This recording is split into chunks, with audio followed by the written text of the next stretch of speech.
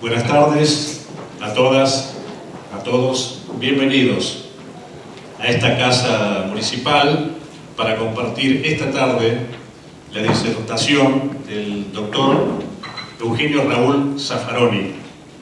Como andamos ya bastante apretado de tiempo, tenemos el teatro tiene otra actividad a partir de las 20, así que estamos pocas palabras, porque lo que importa es que hable el doctor Zaffaroni. Pero antes le voy a presentar al doctor Nahuel Berguer, que es el secretario de Justicia y Derechos Humanos de la Municipalidad, que en nombre de la Municipalidad nos va a dar la bienvenida y algunas palabras. Bueno, gracias por estar.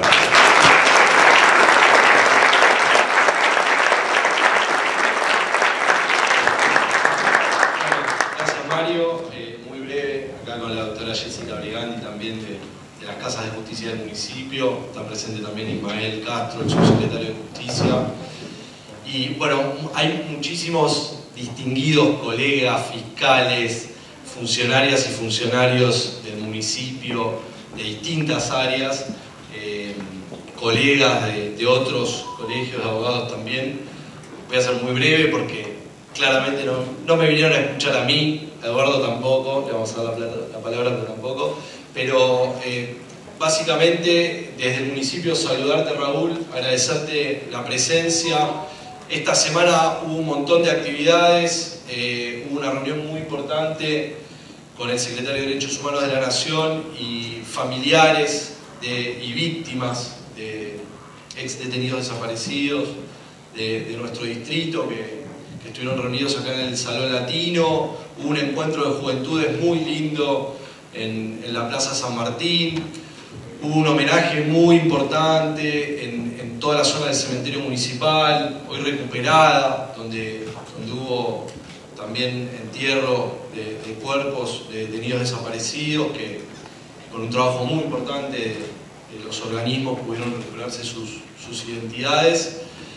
Decirles que bueno, que lo que siempre, en los últimos años fundamentalmente, pero siempre, ¿no?, hablamos de Raúl, creo que quienes venimos también del derecho, por supuesto, sabemos, es uno de los juristas más importantes de Latinoamérica, del mundo, pero que siempre ha tenido los pies en la tierra para discutir los temas sociales del día a día, los grandes problemas de Latinoamérica también y del mundo que hoy venimos a conversar, pero siempre con los pies en la tierra a discutir los problemas cotidianos.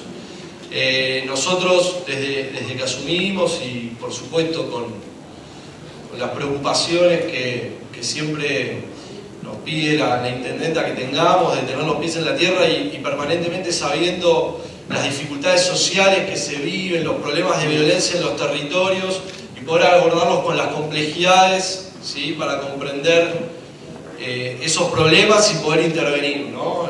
En este municipio hemos creado en esta gestión una mesa de política criminal, ¿sí?, que integran muchas y muchos de los que están acá, donde participan los distintos actores de la justicia, donde participan los ministerios que abordan la política criminal, participa el municipio.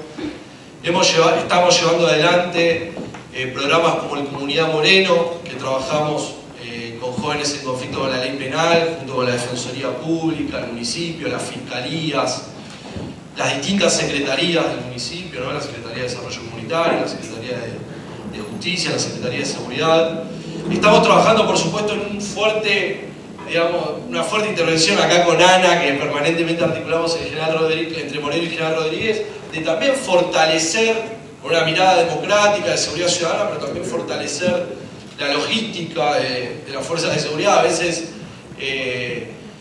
uno ve que quienes vienen a veces con discursos de odio, con discursos ultrapunitivos que no sirven para nada, además han dejado destruida, por ejemplo, la logística, ¿no?, para pensar una seguridad democrática, pero también llevando adelante políticas claras de comprensión de un abordaje social y criminológico serio de los problemas de seguridad para poder llevar adelante políticas de seguridad ciudadana democrática.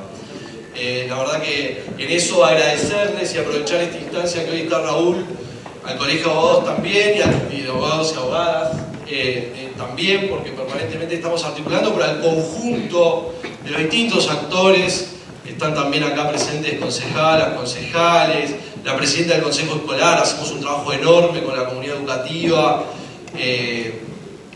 bueno, nada, no voy a volver a repetir, pero las y los defensores, fiscalas y fiscales, en pensar políticas serias para el abordaje de las problemáticas criminales. Así que bueno, agradecerles muchísimo, volver a agradecerte, Raúl, por estar presente. Para nosotros es muy rico y estamos muy entusiasmados por poder escuchar. Gracias.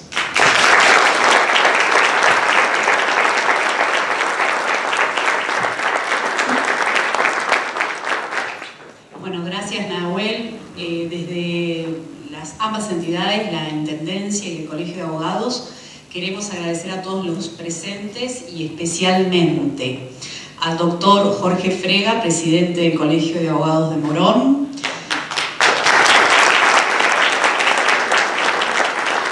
a la doctora Débora Galán, diputada provincial,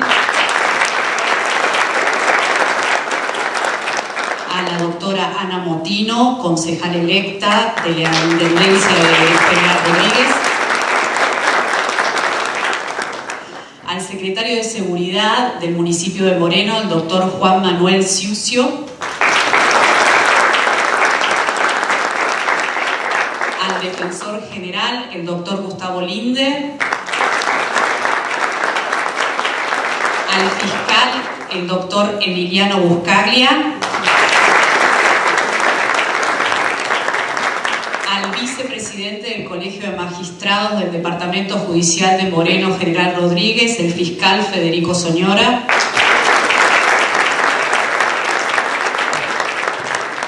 al doctor Marcelo Chumbita, quien viene en representación del rector y del decano de la Universidad de Morón,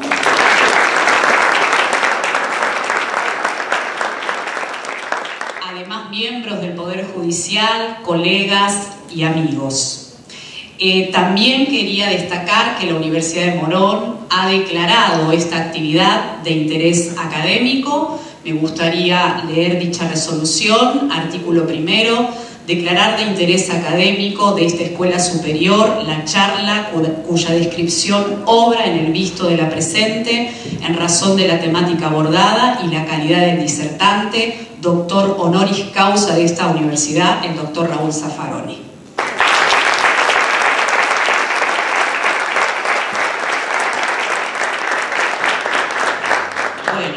Me gustaría presentarles a un querido amigo, mi presidente, el presidente del Colegio de Abogados de Moreno y General Rodríguez, el doctor Eduardo Schreiber.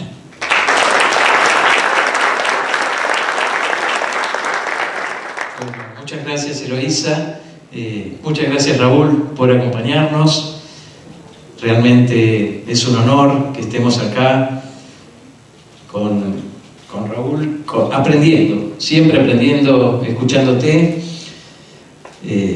Quería agradecerle también especialmente a nuestro colega, el doctor Baños, aquí presente, que participó también en la organización de este evento activamente.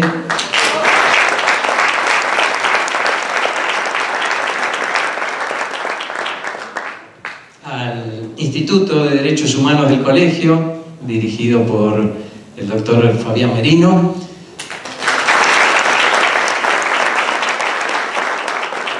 Y bueno, por supuesto, al municipio y a la dirección a la Secretaría de Derechos Humanos y Justicia del municipio de Moreno. También por ahí está Camilo Sueño de la Dirección de Derechos Humanos del municipio de Rodríguez. Y bueno, aquí estamos. Este lugar me genera siempre una profunda emoción porque aquí se fundó el colegio. Aquí fue la primera reunión hace un poquito menos de 11 años, el 1 de junio del 2011, y cuando arrancamos éramos muy poquitos y no teníamos nada. Prácticamente no había órganos judiciales, solo estaba el juzgado de menores descentralizado de Mercedes. Y bueno, y dijimos, aprendiendo de tantos maestros y lo que tanto repite Raúl, que el derecho es lucha, y bueno, siempre luchando. Logramos luchar para tener el departamento, seguimos luchando para tener el colegio, y bueno, y a partir de ahí seguimos luchando para tener órganos judiciales. Y bueno, eso es nuestra constante diaria. Seguir, seguir, seguir. Nos dicen que somos incansables, realmente somos incansables y seremos incansables para conseguir todo lo que nos falta. Porque la justicia lejana no es justicia.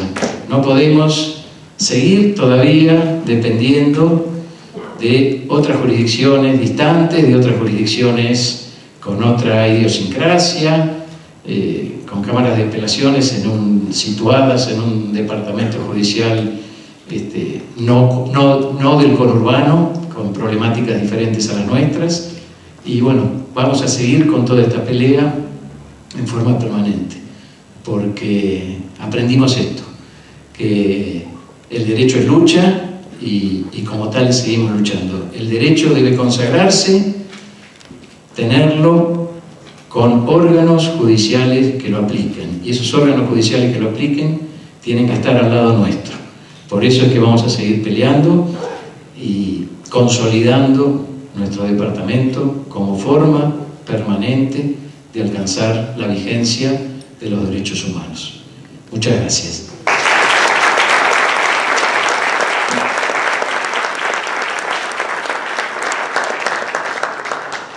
Bueno, y ahora le vamos a dar la palabra al maestro, al doctor Zaffaroni, ex miembro de la Corte Suprema de Justicia de la Nación, ex miembro de la Corte Interamericana de Derechos Humanos y una excelente persona. Muchas gracias, Raúl.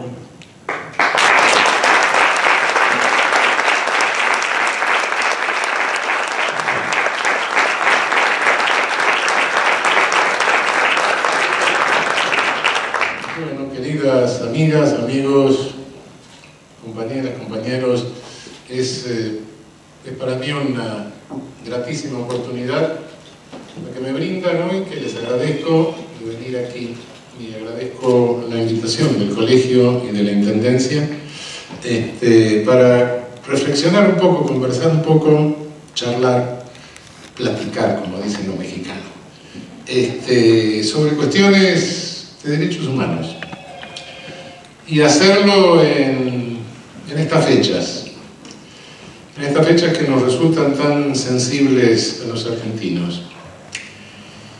Y quería contarles un poco la historia de los derechos humanos, porque hay una historia breve, una historia corta, que es la que se enseña en todos los cursos de derechos humanos, en las academias, en los organismos internacionales, según los cuales, según esta historia corta, un 10 de diciembre de 1948, la Asamblea de Naciones Unidas se le ocurrió hacer la Declaración Universal de Derechos Humanos. Esa Declaración Universal era una declaración de un órgano internacional, pero declaración. La declaración es eso, ¿no? En el derecho internacional no es ley, es una manifestación de buena voluntad, digamos.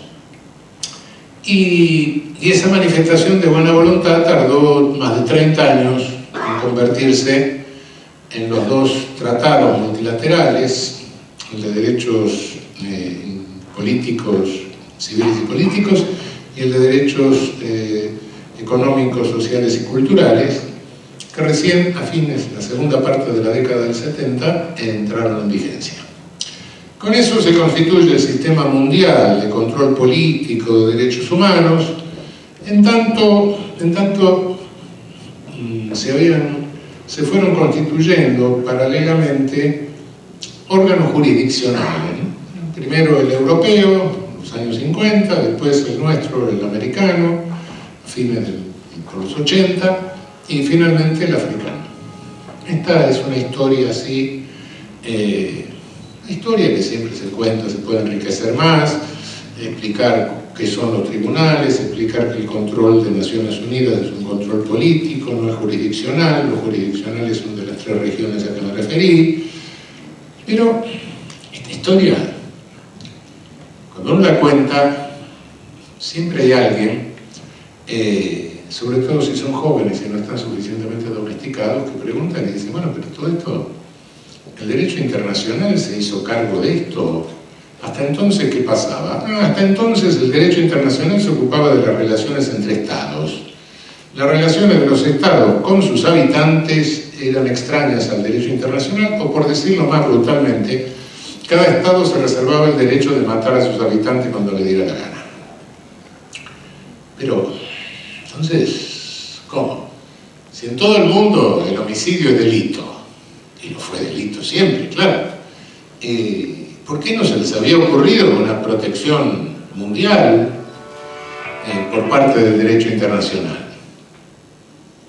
Bueno, al lado de esta historia corta, en que parece que un día la señora Roosevelt y un exministro de Gaulle se levantaron y se les ocurrió hacer la Declaración Universal, hay una historia que ideológicamente no es falsa, pero puede ser fácilmente falseable. Es la que dice que por allá, por el siglo XVIII, fines del siglo XVIII, comienzos del XIX, unos señores en el hemisferio norte, iluministas, liberales, etcétera, pensaron los derechos. Y a partir de ahí, eso, bueno, se fue desarrollando en el hemisferio norte, y eso, bueno, es cierto, ¿sí? Está bien, eso es verdad. Pero la historia se puede falsear diciendo que sus señores difundieron la civilización y los derechos en el hemisferio norte, y que después esos bajaron al hemisferio sur, extendiendo su civilización. Y esto es falso, claro, claramente. Esto es tremendamente falso.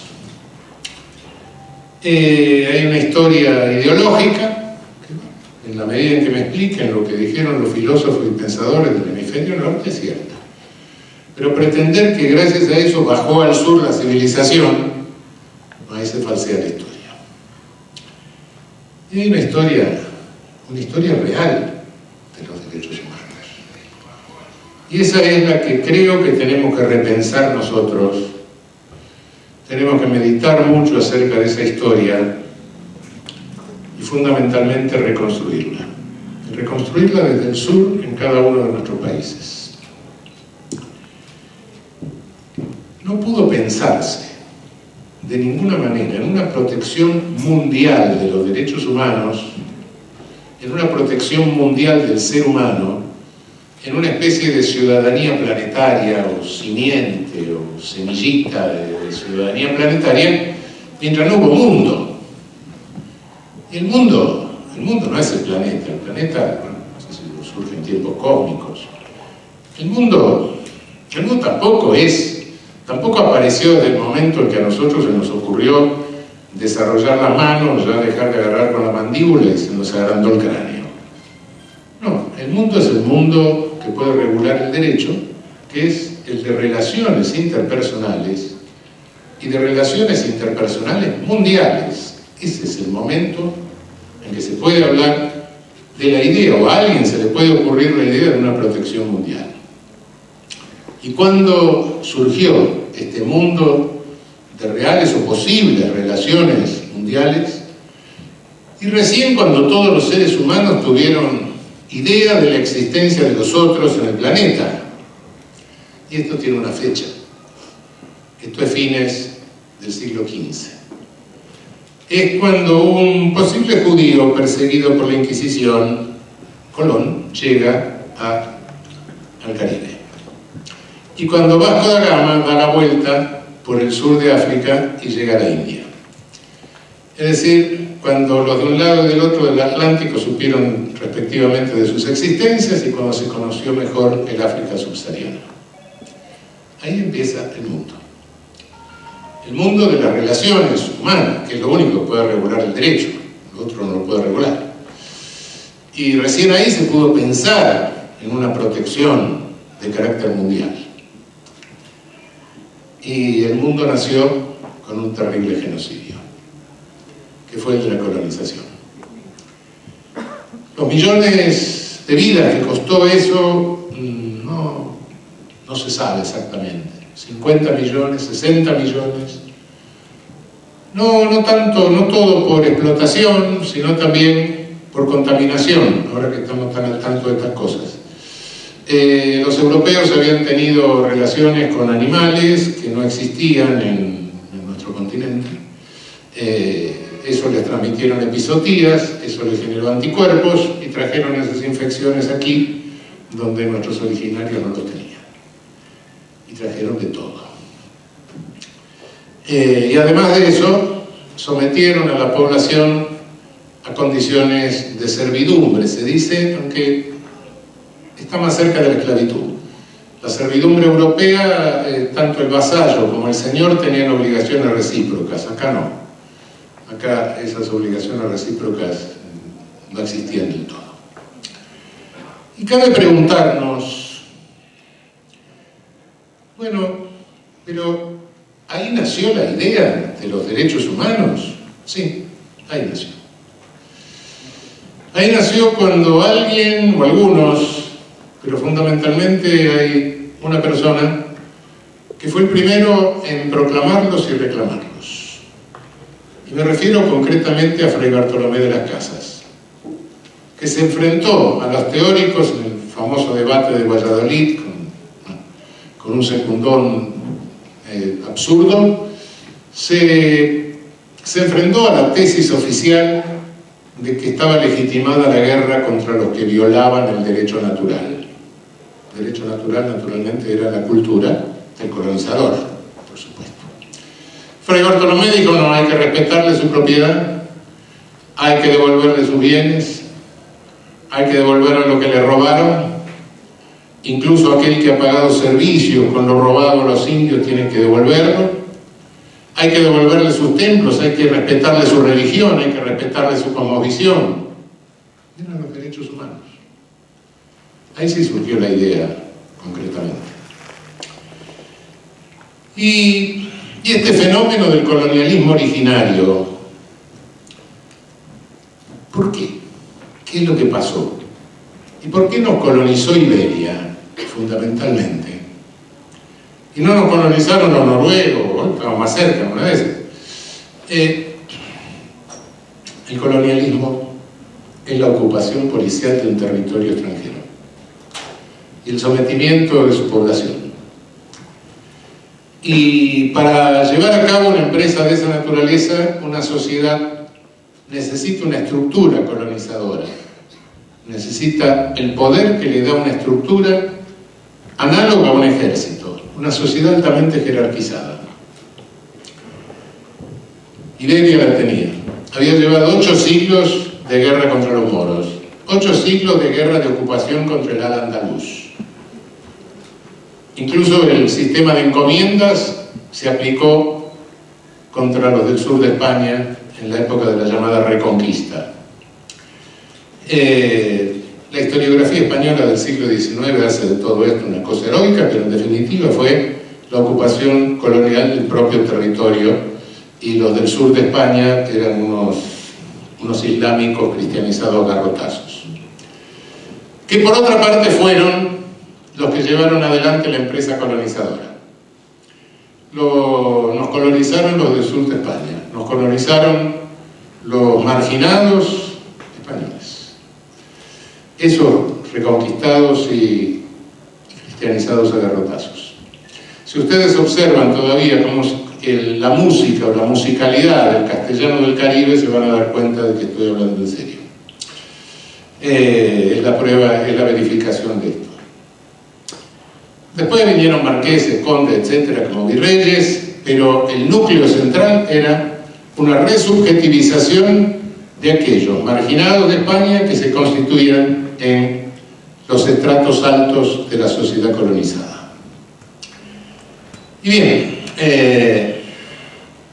esta jerarquización requería, como todo ejército, la sociedad toma una forma de ejército a lo largo de una lucha tan larga de conquista, y como todo ejército requiere unidades pequeñas que están a cargo de cabos, sargentos, etc. Sin esas unidades de base nunca se pueden cumplir las órdenes de la cúpula. Y esas unidades estaban dirigidas por el pater familia, es decir, el patriarcado. El patriarcado era necesario, una condición necesaria para la jerarquización de la sociedad. Evidentemente no lo inventaron los ibéricos, pero lo reforzaron terriblemente. Y lo reforzaron incluso con la cultura islámica de la poligamia, que subsistió también en América, naturalmente, la trajeron también a América. Y que también jerarquizó toda una cantidad de personas, el hijo legítimo, etc. El patriarcado, el reforzamiento del patriarcado es un presupuesto de la colonización. Pero ¿y el racismo? Hasta que no llegaron acá, el color de la piel no jerarquizaba. Los europeos conocían que había gente con riqueza de melanina, pero eso no era nada. Incluso hasta se sospecha que Cleopatra era negra, ¿no? O que los egipcios eran negros. ¿Sí? En la Biblia hay por ahí una negra preciosa.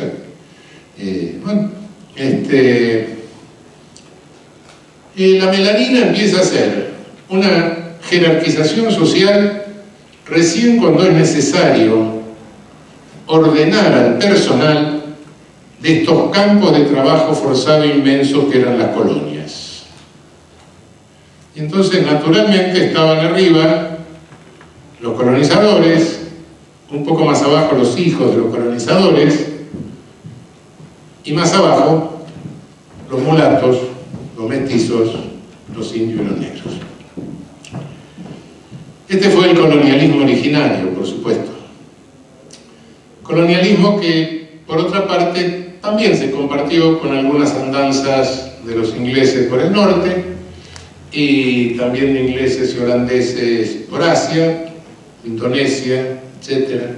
Los chinos siempre le dieron unos cuantos garrotazos en aquel momento, pero esa sociedad verticalizada, esa sociedad tremendamente jerarquizada, como toda sociedad jerarquizada, tiene el grave inconveniente de que cuando cambian las circunstancias, no puede adaptarse a las nuevas circunstancias. Es demasiado vertical, es demasiado sacralizada. Y ahí, esa misma fortaleza que le posibilitó al Imperio Ibérico colonizar América, es la misma fortaleza, es la misma que después le impidió adaptarse a las mismas circunstancias cuando vino la Revolución Industrial. Revolución Industrial que por otra parte fue llevada a cabo gracias al oro, la plata y la materia prima que se robaron de América, sin duda. Es mentira que Europa era muy poderosa a fines del siglo XV y que por eso colonizó. Mentira. Europa a fines del siglo XV estaba encerrada, estaba diezmada por la peste, el siglo anterior. Y además, los islámicos le cerraban el paso, tanto al sur como al este. No nos olvidemos que en 1519, creo, si no me equivoco, los islámicos estuvieron amenazando con tomar Viena, los turcos. Y los otros los acababan de echar de la península, pero estaban del otro lado de Gibraltar. Entonces, esa Europa tenía cortada la relación, el camino a Oriente, que era el centro de actividad económica. Por eso que Colón venía para este lado para ver si llegaba por este lado, y Vasco da Gama se iba para el sur para ver si llegaba por el otro. Querían recomponer el camino de Oriente. Europa estaba encerrada. Y Europa se vuelve poderosa con su revolución industrial. Revolución industrial que no pudieron los ibéricos aprovechar. Compraban todo, total. Esa nobleza vaga que tenían, no tenía por qué producir nada, y entonces el dinero pasaba y las burguesías empezaron a formar en el centro norte de Europa. Y bueno, un día las burguesías empezaron a pelear con la nobleza, y finalmente las burguesías se instalaron, y surgió el capitalismo. Surgió el capitalismo con la jerarquización clasista, pero surgió allá.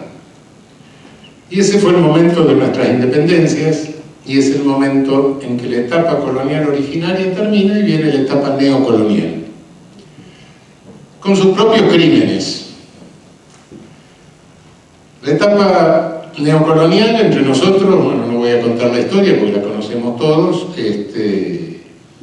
se llevó a cabo en América Latina merced a un acuerdo de nuestras oligarquías con la nueva potencia imperial, fundamentalmente Gran Bretaña, y algunas cositas que estaba empezando a hacer Estados Unidos por América Central y el Caribe.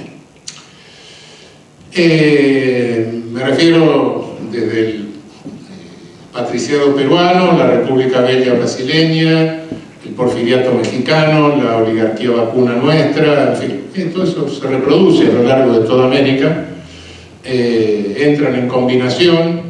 Se habían liberado de nuestros libertadores, que eran igualitarios, que eran verdaderos liberales convencidos, en serio, aquellas cosas, la igualdad.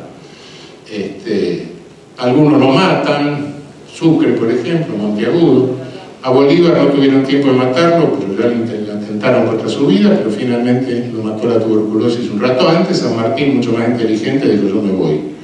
Efectivamente, se liberaron de ellos. Y entonces se establecen nuestras repúblicas oligárquicas, que copiamos como pudimos la Constitución de Estados Unidos, que fuimos arruinando un poco, y ese neocolonialismo se lleva a cabo sobre nuestra región, sobre todo con lo que llamaríamos una técnica de dominación de los ingleses que se llama la regla indirecta, la regulación indirecta, la indirect rule. Es decir, se valen de las instituciones locales para cobrar impuestos y las cosas más elementales, dejan que administren y ellos se queden con la economía grande. En definitiva, es una particular forma de indirect rule que aplicaron en nuestra América. Todos conocemos esta historia. Pero esta historia en América se tradujo en que después de la independencia, las estructuras jerárquicas de nuestras sociedades no cambiaron. Sí, salieron los españoles, pero se quedaron los blancos arriba, en toda la región. Se mantuvieron esas estratificaciones que provenían de la colonia, sobre todo muy marcadas en los países que tienen la cicatriz esclavócrata, que nosotros no tenemos porque nunca tuvimos cultivos intensivos, algodón, azúcar, etc. La esclavitud entre nosotros, acá en Argentina, fue fundamentalmente de servicios domésticos, saladeros, etc., es decir, bastante secundaria. Esto no significa que no haya negros, no, por supuesto, no, cuidado, los hay, y se los discrimina. Pero, y no me refiero a los que están vendiendo cosas por la calle Corrientes solo. Lo cierto que esta jerarquización también se continuó matando indios. Y no solo fue Roca. En Chile hubo un señor Cornelio Saavedra, que no es el Saavedra nuestro, por supuesto, que mató unos cuantos. Piérola en el Perú. En el Perú hubo una explotación incluso de caucho, con la esclavización de miles y miles de indios. En Ecuador y Colombia, la guerra entre conservadores y liberales, la mayor victimización que tuvo fue de indios. El propio Porfirio Díaz en México se ocupó también de liquidar unos cuantos. En fin, hubo toda una guerra en Yucatán, que fue la guerra de castas, que duró casi 50 años. Y así podríamos ver en cada país. La esclavitud continuó. Nosotros decimos: bueno, claro, cuando vino el neocolonialismo se acabó la esclavitud. Mentira. La esclavitud en América termina en 1888 en Brasil y en Cuba. Hasta ese momento se mantenía, 1888. Eso es un fenómeno biológico, pero mis abuelos ya habían nacido. Estamos a tiro de piedra en el tiempo. Recién entonces viene la ley áurea de la princesa Isabel en Brasil. Recién se acabó la esclavitud.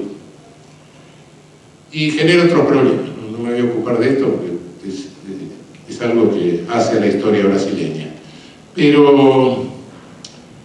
Pero sí, los esclavos sueltos ya no eran alimentados por los patrones. Entonces se produce ahí todo un estereotipo de delincuente negro que sigue hasta el día de hoy, y la mayor parte de los victimizados por el poder punitivo y por las ejecuciones sin proceso y de los encarcelados en Brasil sigue siendo negro mulata. Y la primera causa de muerte en la faja joven de negros y mulatos de Brasil sigue siendo la muerte violenta. En fin, dejemos esto. Pero esto es América. Pero ¿acaso el neocolonialismo se terminó en América? No. Esa Europa que se había empoderado gracias a lo que nos había robado, con ese poder se lanzó sobre África y se lanzó sobre Asia. Los holandeses se apoderaron de Indonesia, los ingleses, y una vez con los franceses, se mandaron las dos guerras del opio contra China, invasión de China, invasiones. ¿Para qué? Para que supriman el impuesto a la importación de opio que ellos estaban produciendo en la India. Importación de opio que duró casi hasta 1930, con propaganda que decía: no, el opio es inofensivo, no hace nada. Los antivacunas tenemos hoy. Bueno, antes teníamos otro tipo parecido, pero desde el poder. Las dos invasiones a China, las dos guerras del opio, son la cosa más vergonzosa que se puede suponer, y finalmente la tercera, la guerra contra los boxers. Boxers que en realidad tenían otro nombre, pero como los ingleses leían box, puño, entonces le llaman boxer hasta el día de hoy. Era un movimiento nacionalista chino, en definitiva, que se dedicó a matar a unos cuantos blancos que andaban por ahí haciendo de las suyas, claro. En realidad, todo eso causó una serie de hambrunas en China, cuyo número de muertos es por millones, pero no se puede calcular realmente. Arriesgar una cifra es... Pero, ¿y África? Bueno, también en Asia, sin lugar a dudas, me había olvidado, los franceses se mandaron la suya, en Indochina, es decir, en Vietnam. Larga historia tiene Vietnam en esto. Y también en los países vecinos. Por supuesto, tuvieron siempre una enorme resistencia, por lo cual tuvieron que establecer una férrea dictadura. Parece que la población de Vietnam y de los países vecinos es un pueblo que tiene una alta solidaridad comunitaria y, por supuesto, nunca dejaron a los franceses tranquilos. Y África es una historia aparte.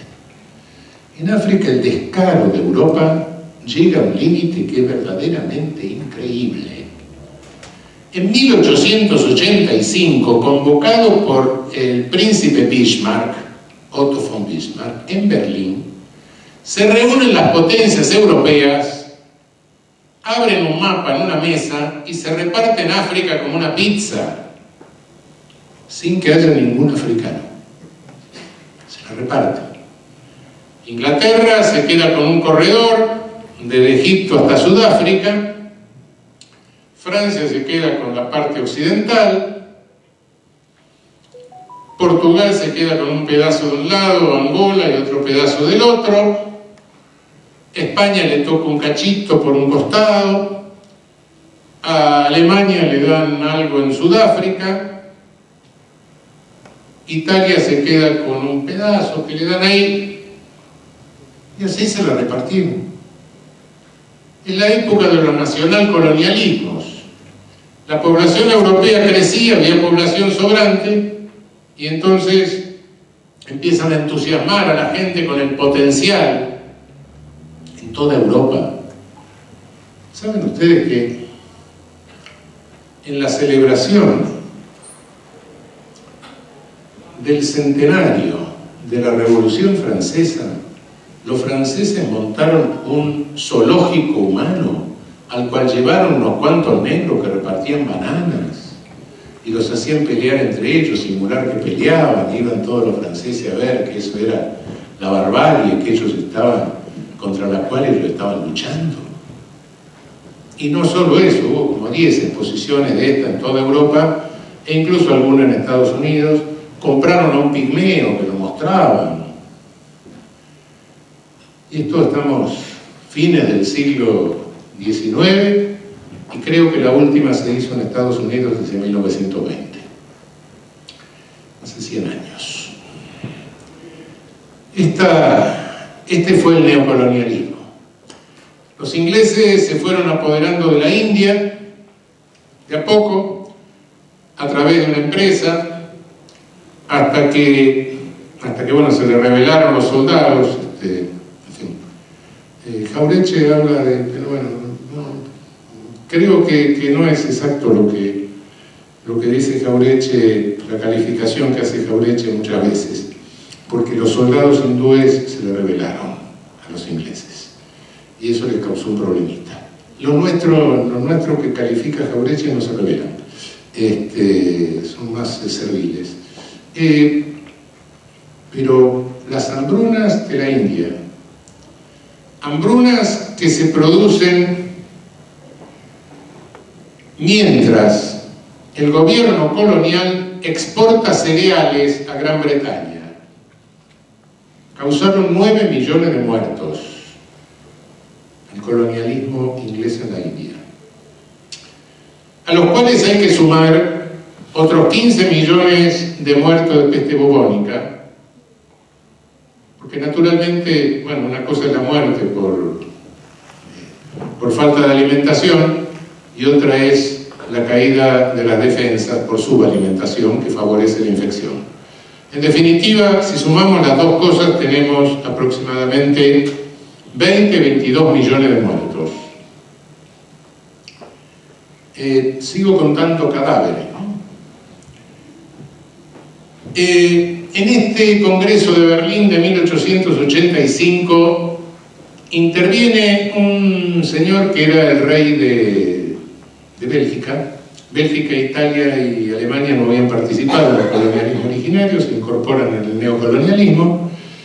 Pero el señor rey de Bélgica, Leopoldo II, no interviene como rey de Bélgica, interviene como presidente de una sociedad anónima que había armado y que los belgas le habían permitido, para proponer una empresa, y le dan el Congo. ¿Y qué hace este señor que hoy, si ustedes van a Bruselas, hay un museo en las afueras de Bruselas de África Central? Es una vergüenza, es una vergüenza. El museo no va a entrar y hay una estatua ecuestre de Leopoldo II, que es un gordo que yo creo que nunca se subió a un caballo, que le parte el espinazo, pero barro el tipo. Pero realmente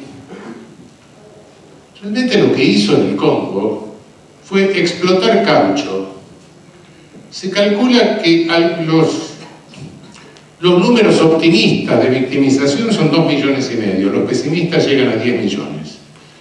Eso fue lo que hizo obligando, esclavizando a la población a proveerle tal cantidad cotidiana de caucho, y al que no se proveía agarraba a la mujer o una hija y le cortaba una pierna, le cortaba un brazo, como sanciones. Ese fue Leopoldo II.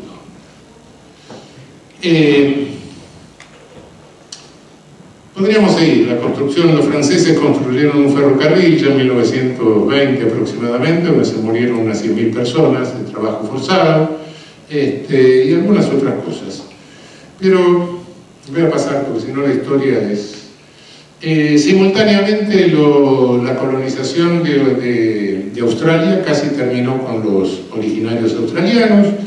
La expansión de Estados Unidos en su territorio hacia el oeste terminó con los indios de Estados Unidos virtualmente.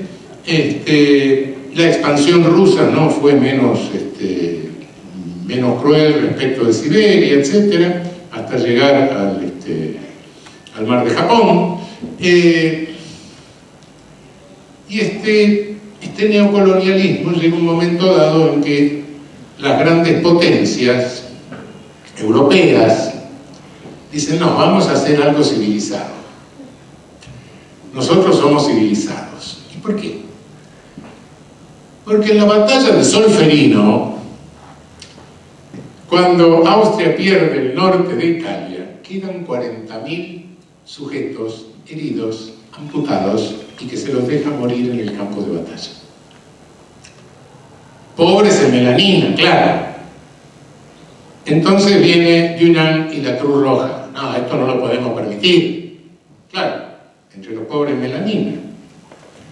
Y las primeras normas internacionales que tipifican crímenes son los crímenes de guerra, justamente como consecuencia de la batalla de Solferino. Los crímenes de guerra antes de las guerras coloniales, no, eso no tuvieron importancia. Estos son los que tienen importancia. Los de los pobres en melanina.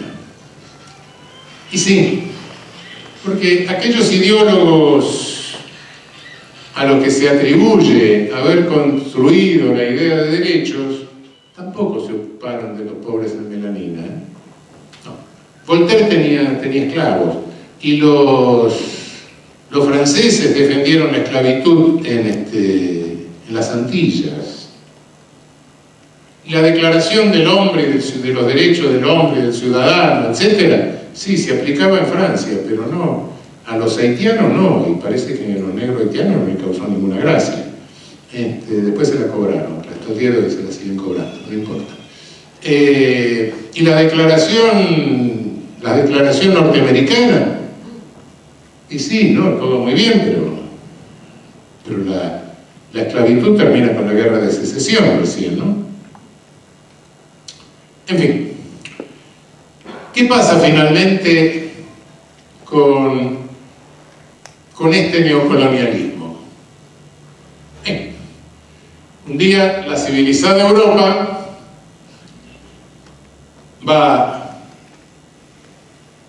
lleva a su continente lo mismo que estaba haciendo a sus colonias. Y tiene 30 años de guerra en dos etapas.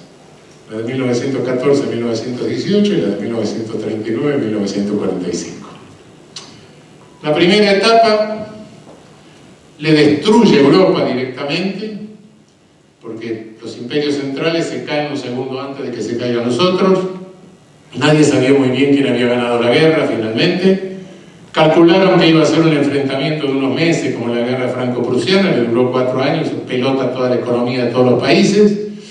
Y los norteamericanos cambian a Wilson, pasan de los demócratas a los republicanos, no ratifican el Tratado de Versalles. Estos bestias en el Tratado de Versalles le imponen una humillación inadmisible a Alemania.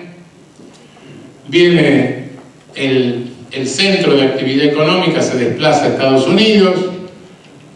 Hay una fuerte tendencia migratoria de Europa hacia Estados Unidos, que los norteamericanos controlan a través de criterios altamente racistas, y finalmente viene la especulación, tremenda, el festival de la especulación en Estados Unidos, los locos 20, de Roaring Twenties, y al final todo termina con la crisis del 29. Crisis que repercute en Europa, donde por otra parte decían, bueno, vamos a dejar a este payasito que contenga el comunismo, no sea que este leninismo que se nos venga para Alemania, que está avanzando, y dejan al payasito, el payasito ya sabemos lo que pasó, y vino la segunda etapa. Y en la segunda etapa sí, uno de los intervinientes que hizo, aplicó la misma metodología que se había aplicado a los ricos en melanina, solo que con metodología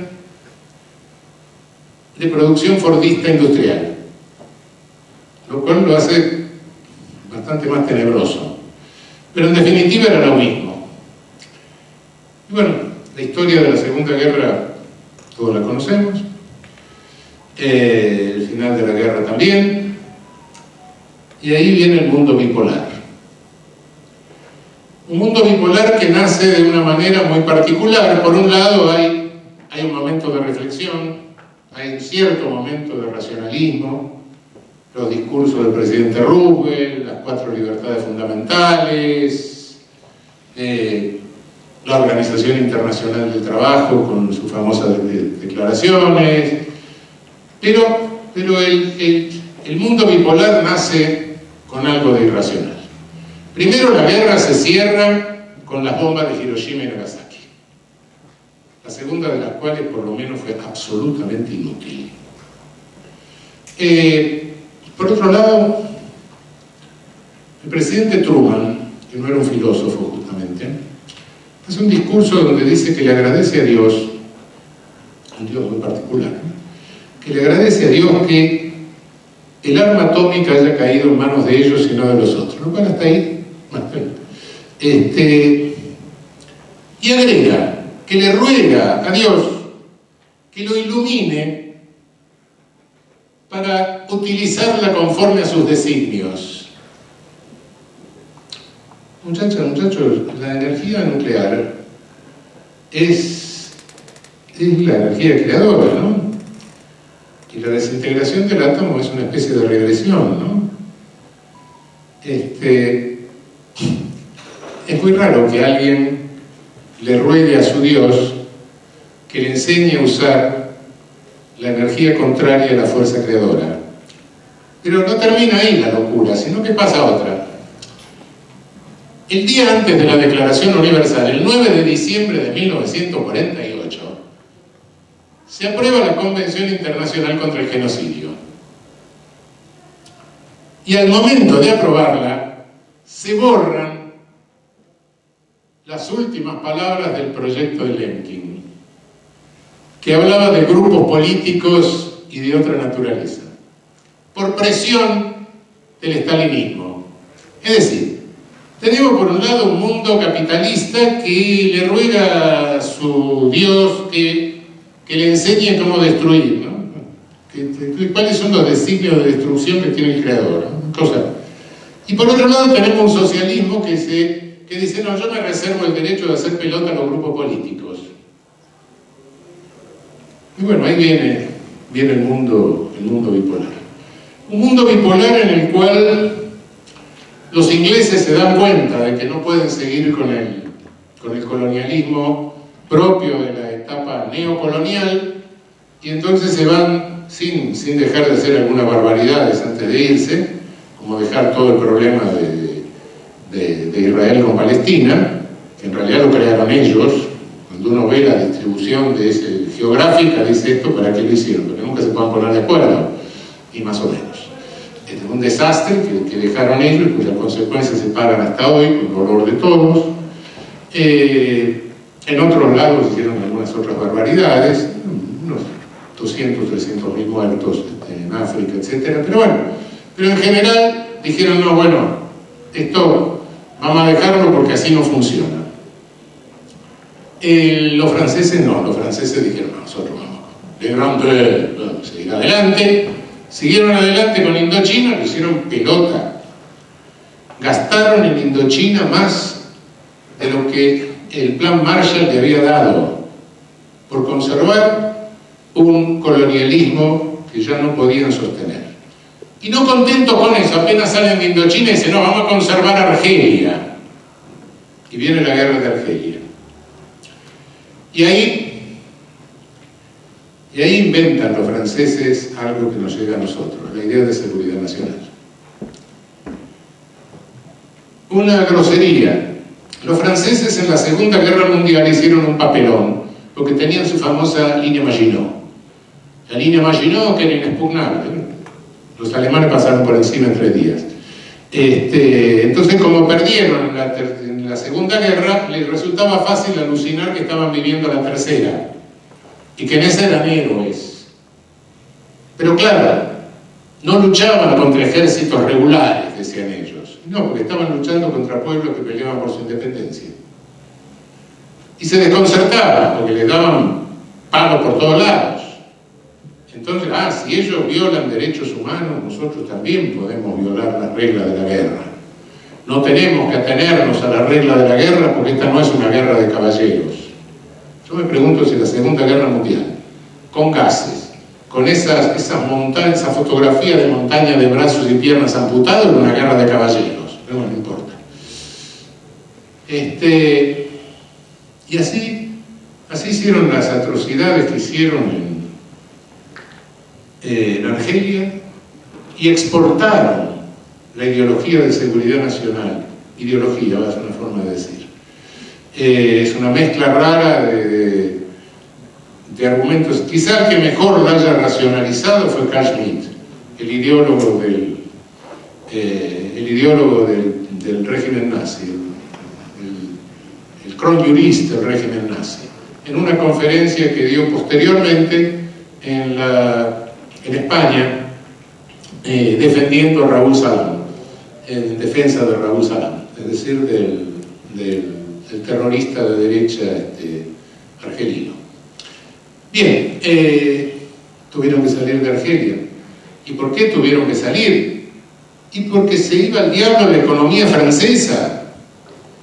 Pero la opinión pública francesa estaba tan convencida de la necesidad y de la grandeza de su colonialismo que tuvo que ser el Paris Match que empezara a difundir y a decir, miren, y bueno, fueron los productores franceses, los empresarios franceses que dijeron, bueno, no, un momento, se apoyó a todo el Paris Match, se logró convencer a la población que eso no era negocio, que se iba todo al diablo, y entonces De Gaulle pudo dar recién marcha atrás, un tipo racional, y se acabó la guerra y se reconoció la independencia de Argelia, y a sus aliados argelinos los dejaron ahí tirados para que lo maten después de eso. Claro, como siempre, el colonialismo desprecia naturalmente, Roma no paga traidores, y en consecuencia ahí se queda.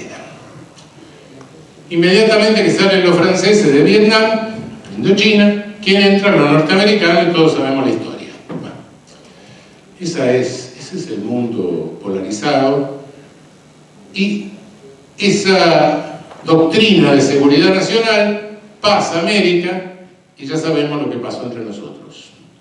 Pasa a América, se simplifica, si es que se puede simplificar lo simple, a través de la Escuela de las Américas de Panamá, enloquece, aliena la cabeza de toda la cúpula de nuestras Fuerzas Armadas.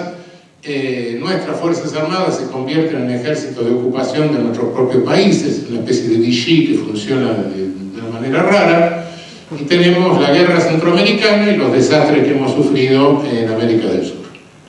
200.000 muertos en Guatemala, 80.000 muertos en El Salvador, 30.000 desaparecidos acá, allá más masivo, acá más selectivo. Arrasaron, la guerra centroamericana arrasaron pueblos enteros. Me ha tocado inspeccionar algún pueblo arrasado de El Salvador, en fin. Atrocidades que realmente recuerdan o se acercan bastante. Me impresionó mucho en El Salvador un monumento central con los nombres de todos los asesinados en un día. 3.000 muertos en un día, así directamente no llegaron y los mataron a todos. En fin, me recordó un poco la sinagoga de Praga, ¿no? Y esto es mucho más reciente. Está ahí en el tiempo, años 80 aproximadamente. Y entonces, ¿qué pasó? ¿Qué pasó con aquella declaración de derechos humanos? ¿Qué pasó con todo el derecho internacional de los derechos humanos? ¿No está vigente? Sí, está vigente. Pero una cosa es la vigencia y otra cosa es la eficacia, como decía Kelsen, ¿no? Una cosa es que una norma sea vigente porque se sancionó conforme a la fuente de producción legítima, etc. Otra cosa es que tenga eficacia en cuanto a su observancia en la sociedad. Y ese es el grave problema. Con esto no niego la importancia de que el derecho internacional reconozca los derechos humanos. Sí, es importante, por supuesto. Es importante porque ya podemos calificar a algunas personas como delincuentes, como criminales, como genocidas, etc. no en razón de opiniones subjetivas, sino en razón de que, bueno, hay normas que dicen eso. Pero cuidado que del deber ser al ser hay una distancia. Primero, nadie establece una norma cuando es algo que es y es. Nadie se le ocurre hacer una ley diciendo que el corazón tiene que estar a la izquierda. ¿Por qué está? Si se hace un deber ser es porque hay algo que no es, pero que tiene que llegar a ser. Y esa es la lucha por la eficacia. Y hoy estamos en una circunstancia muy particular con los derechos humanos. Estamos en una lucha. Hay quienes quieren hacer de los derechos humanos, degradarlos, deteriorarlos y convertirlos en un discurso de dominación, legitimante de la dominación. Y hay otros que queremos que asuma la característica de un discurso de liberación de los pueblos. Hemos llegado a un límite grave en el mundo. Toda esta historia genocida, todos estos millones de muertos, pueden legitimarse discursivamente de muchas maneras. Puede ser el racismo, el reduccionismo biológico pesimista, el reduccionismo biológico evolutivo de Spencer, pueden ser muchas cosas. Hoy estamos viviendo una etapa colonial nueva, que empezó hace unos 40 años cuando en el norte se les ocurrió convertir en mercancía algo que no puede ser nunca una mercancía, que es el dinero, ¿no? El dinero es un medio de pago, claro. Pero cuando lo convirtieron en mercancía se compra y se vende dinero, y se compra y se vende dinero futuro, es decir, dinero que no existe. Es el endeudamiento. El endeudamiento terrible entre las potencias del norte. La financiarización de la economía. Se acabó el capitalismo productivo, aquel explotador explotado, ¿no? El capitalismo productivo, al demonio. Hay un capitalismo financiero. El aparato financiero del capitalismo, que siempre fue necesario, claro, se hipertrofia y somete al aparato productivo. El poder del norte no está en las manos de políticos, está en las manos de los chief executive officers de las corporaciones transnacionales. ¿Y qué son las corporaciones transnacionales? Conglomerados tremendo de concentraciones de dinero, que tienen domicilio, pero cuidado, no nos confundamos el domicilio con la nacionalidad. Usan los países donde están domiciliados. El viejo imperialismo lo llevaban adelante los políticos, ante ellos tenían la batuta, en beneficio de sus establishments, sí es cierto, pero ahora no llevan adelante los políticos son instrumentos en el hemisferio norte de las corporaciones transnacionales, del poder financiero. No voy a entrar en los detalles, ese poder financiero es delincuencial, y no lo digo metafóricamente. Lo del 2008 fue una macroestafa. Los holdouts son extorsiones.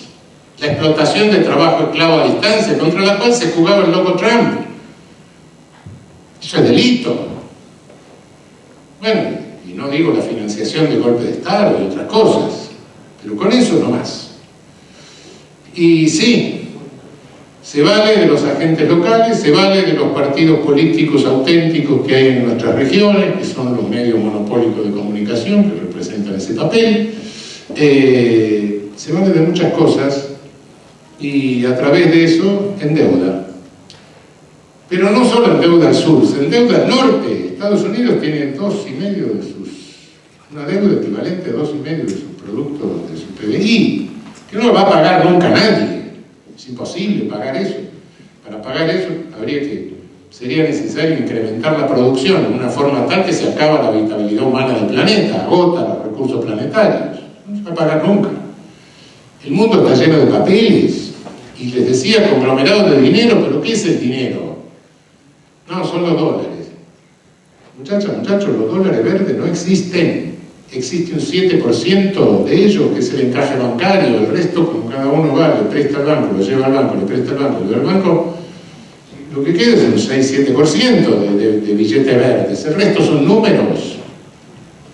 ¿No está la Si uno mira, ¿qué es esta economía? Una economía que quiso controlar el endeudamiento brutal del norte, no lo logró.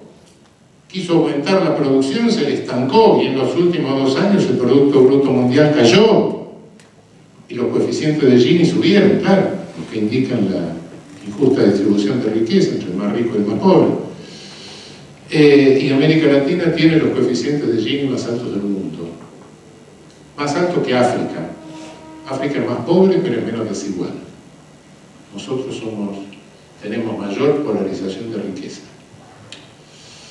Bueno, todo esto se puede legitimar, todo este colonialismo, incluso esta visión antropológica última con el Homo economicus y todas estas cosas de los neoliberales. Hoy el discurso contrario a los derechos humanos es el discurso neoliberal. Lo dice claramente uno de los evangelistas del discurso neoliberal, Ludwig von Mises. Dice, hay un error generalmente aceptado, que es que cada persona por el hecho de nacer tiene derecho a algo, y esto no es cierto, ¿no? Listo, por lo contrario. Ludwig von Mises, lo puedo decir literalmente, por no decir otros autores que se pueden leer, ahora medio los esconden, antes los mostraban más, pero ahora medio los esconden.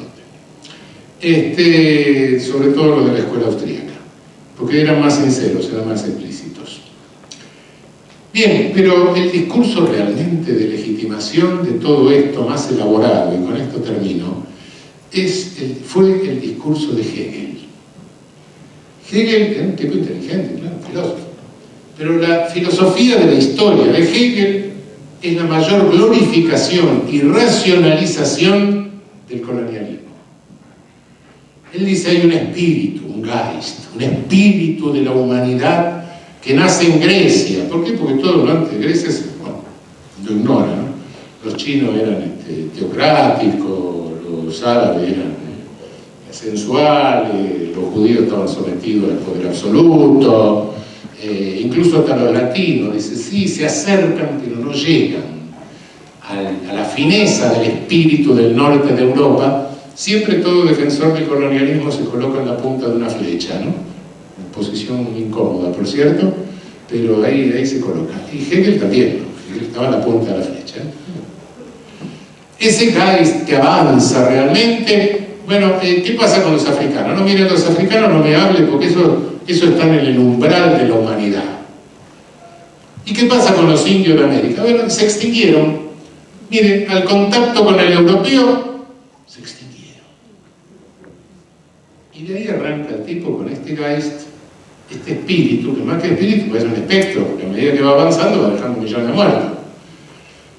Pero ese discurso maléfico, finamente elaborado, si lo comparamos con los posteriores, tiene una fineza que el resto no tiene. Que tiene el racismo, el reduccionismo biologista grosero, el Spencer, todo eso, el racismo pesimista de Gobineau y todo eso, es una novela, la raza superior, aria, qué sé yo, es un invento. Esto de que esto de lo neoliberal ahora, que el Homo economicus, todos estamos determinados por la ley de oferta y demanda, nos casamos, nos divorciamos, tenemos hijos, estudiamos esto, pintamos cuadros, ¿por qué? Por la ley de oferta y demanda. Esto es disparate. No, comparado esto con Hegel, y Hegel tiene una virtud. Lo podemos dar vuelta, lo podemos poner patas arriba, cabeza abajo. Y fíjense y miremos la Argentina. Si ponemos a Hegel patas arriba, se nos cae la Argentina. Se nos cae América Latina. Sí, porque ¿qué somos en América Latina? Somos las víctimas de todo el Geist hegeliano. O éramos originarios, o trajeron a los negros acá, o esclavizaron a los chinos por el Pacífico, o llegaron nuestros padres, abuelos, bisabuelos empujados por la miseria del sur de Europa, o llegaron las víctimas de los pogroms, o llegaron las víctimas del genocidio armenio, o llegaron las víctimas de todo ese espíritu, de todo ese gas. Somos la mezcla de todo eso, una mezcla interactiva. Y eso resulta de poner a Hegel cabeza abajo. Por eso tenemos que repensar los derechos humanos de esta perspectiva.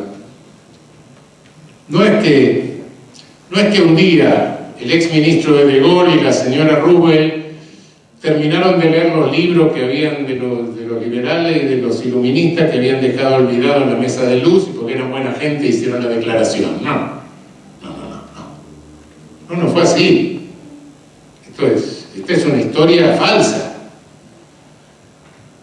Esta declaración tiene su verdadera historia. No tendría sentido un mandamiento de no matarás si Caín no hubiera matado a Abel, claro.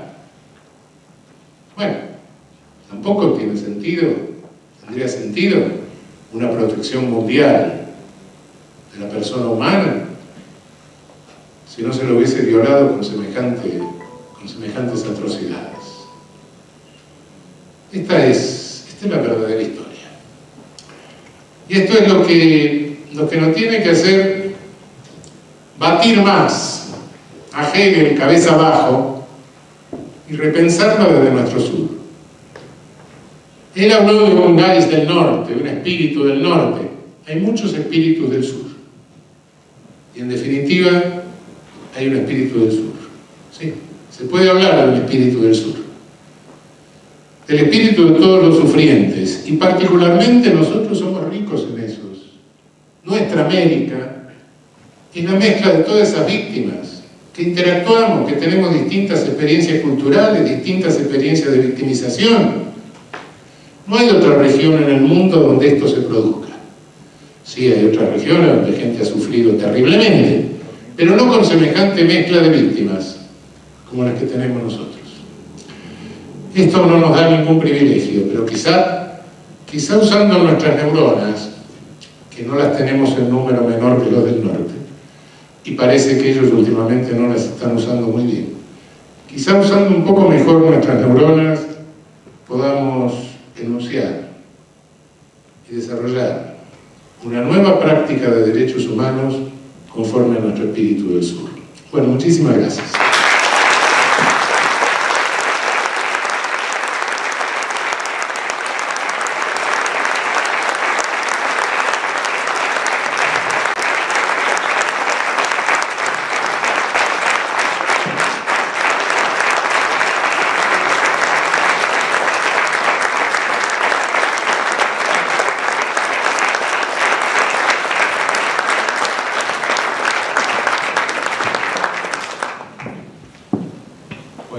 Te agradecemos enormemente tanta enseñanza, tanta invitación a construir nuestro futuro, y nuevamente muchas gracias a todos, a todas, y bueno, los esperamos próximamente en esta construcción del espíritu del sur.